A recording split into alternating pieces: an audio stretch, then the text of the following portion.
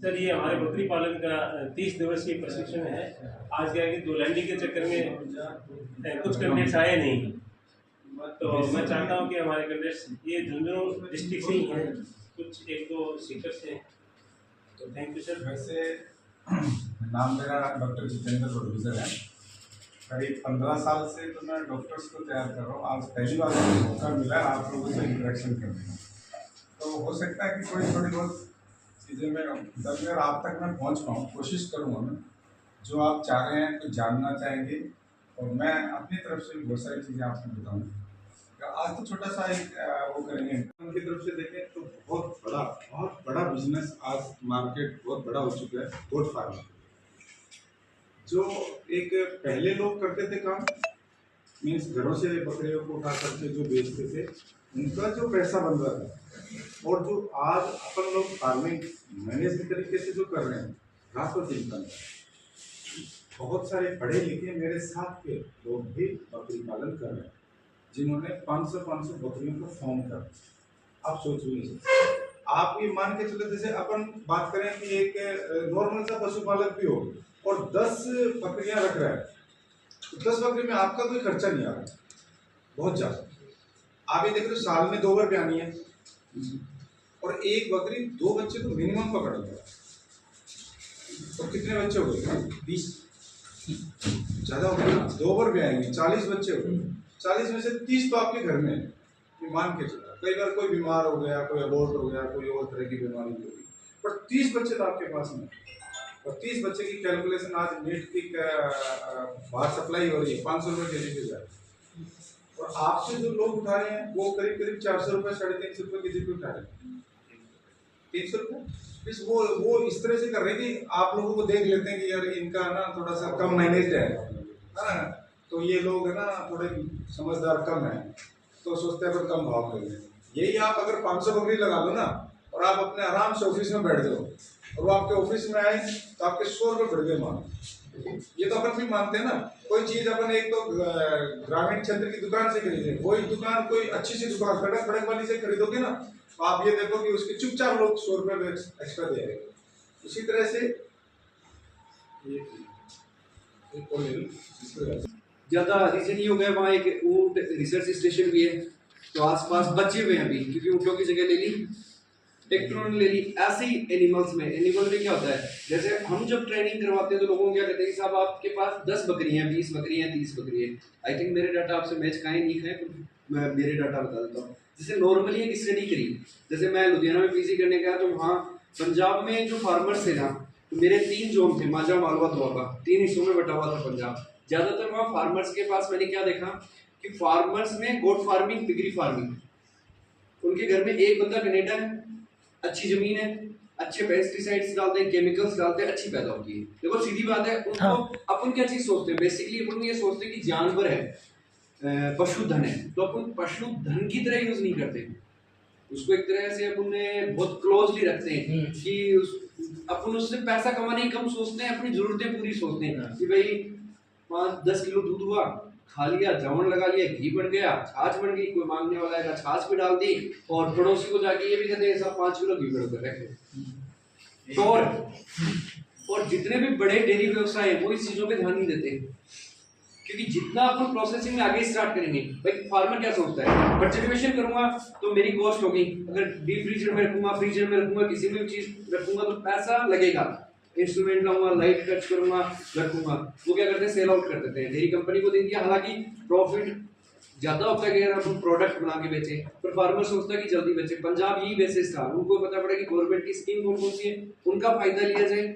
और इसके बाद में पंजाब के बाद में एक चीज और, यूपी साइड भी लोगों ने डेयरी फार्म, गोट फार्मिंग के बहुत बड़े बड़े, पंजाब में आई थिंक एक मलिक सर हैं, उनके कोई रिलेटिव थे जिनके पास 1000 के प्लस बकरियों का था, बीटल वाली ब्रीड का वहाँ पे था उनके पास। मैं खुद गया था क्योंकि मेरा साहिवाल पे काम था, तो मैं ऐसे घूमते जाता था। तो हमारा एक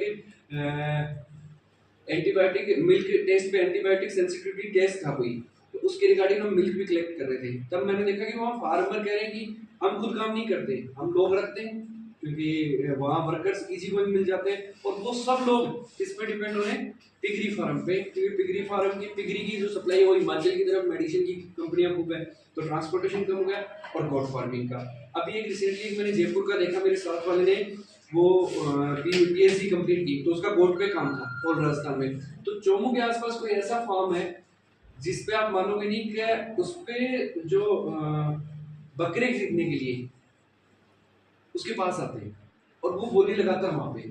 उसकी सर्वे से ही मुझे पता पड़ा कोई सरदार है वहाँ पे, और करीबन रिसेंटली उन्होंने 1 करोड़ का प्रोजेक्ट भी अप्लाई किया है, हुआ नहीं हुआ वो मुझे नहीं पता, पर यहाँ तक की डाटा है कि वो अपने फार्म पे बोली लगाते हैं। जैसे ही जयपुर के जितने भी माउंटेन कम्युनिटीज़ हैं या जो भी बकरा लेके जाते हैं आप खाने के लिए या जैसे भी आगे सेल के लिए या बिजनेस पर्पज के लिए, तो वो क्या करता है वहाँ पे सेल आउट करता है बोली के हिसाब से, वेट के हिसाब से कि भाई इतना वजन है मैं इस हिसाब से दूंगा, नहीं पसंद तो कोई बात नहीं।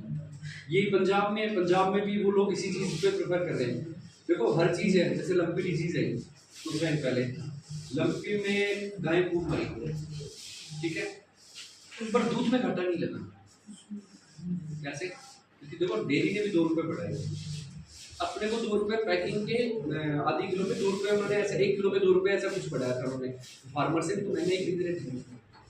तो ये ऐसा व्यवसाय है कि इसमें घाटे का तो मतलब है ही नहीं। और जहाँ तक मैंने जो स्टडीज देखी है कि अपन फीस का एक रेशियो लेके चलते हैं, मिनिमम गोट फार्मिंग में अगर 30 का अपन एक रेशियो लेके चलते हैं, 30 से अगर डाउन रखते हैं या 30 के अप्रॉक्स लिए, तो नो प्रॉफिट नो लॉस की थ्योरी अप्लाई होती है इसमें, कि जितना आपने साल भर में उसको खिलाया, जो अपनी मैन पावर लगी या जो भी जो इन्वेस्ट हुआ जो भी हुआ, तो उसमें 0 प्रॉफिट 0 लॉस आएगा। जैसे जैसे अपन बढ़ते हैं, अपने में क्या होता है, झुंझुनू जिले की एक मैंने चीज़ देखी है कि अपने वाले पैसा कमाना भी चाहते हैं, और सबसे बड़ी बात ये सोचते हैं कि जैसे बताते हैं कि भाई 10 बकरी रखना चाह रहा हूँ मैं, तो हम अगर आप लोग भी एडवाइस करो या सर भी एडवाइस करें कि आप 20 से प्लस जाओ आप, तो बोले साहब इतना काम करेगा।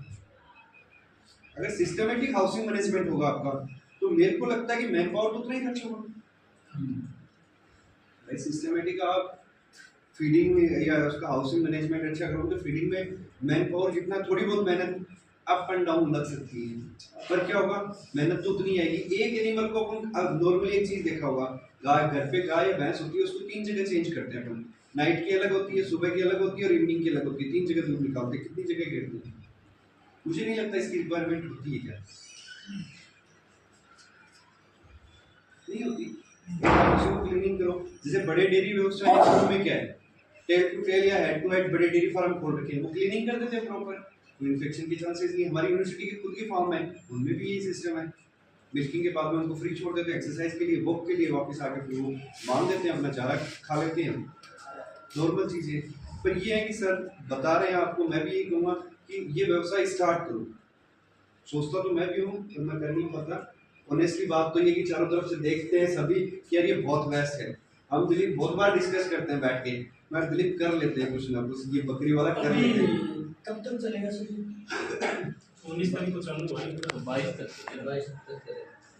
गाय या जो भैंस जो आपसे सबसे बढ़िया प्रोडक्शन है उसको रखना, अगर पैलोन हो या दूसरों हो गाय में, ये नहीं कि यार उसके अच्छे पैसे लेते हैं तो हम बेच देते हैं। ज़्यादातर डेयरी फार्मिंग वाले या गोट फार्मिंग से जो अच्छी ब्रीड्स की गोट हैं उनको वो अलग रखते हैं, बेचते भी है। जैसे हमारी यूनिवर्सिटी भी क्लीन करती है, उनकी देती है, सेल आउट करती है, तो जो सबसे पहले बढ़िया वाले हैं वो अलग ही रहते हैं, अलग ही सेल करते हैं। ये कुछ चीज़ें हैं, एक बार आप हमारे PVJ पे आके देखना, वहाँ हमने छोटा सा एक ICR फंडेड यूनिट बना रखी है गोट की और कड़कनाथ पोल्ट्री की। हमारा बहुत इजी गोइंग चल रहा है, एक आदमी है जो जिनमें इजी गोइंग 10 प्लस है, वो 10+1 की यूनिट आई थी, कुछ बच्चे उनमें बहुत अच्छे तरीके से चल रहा है। ठीक है, थैंक यू।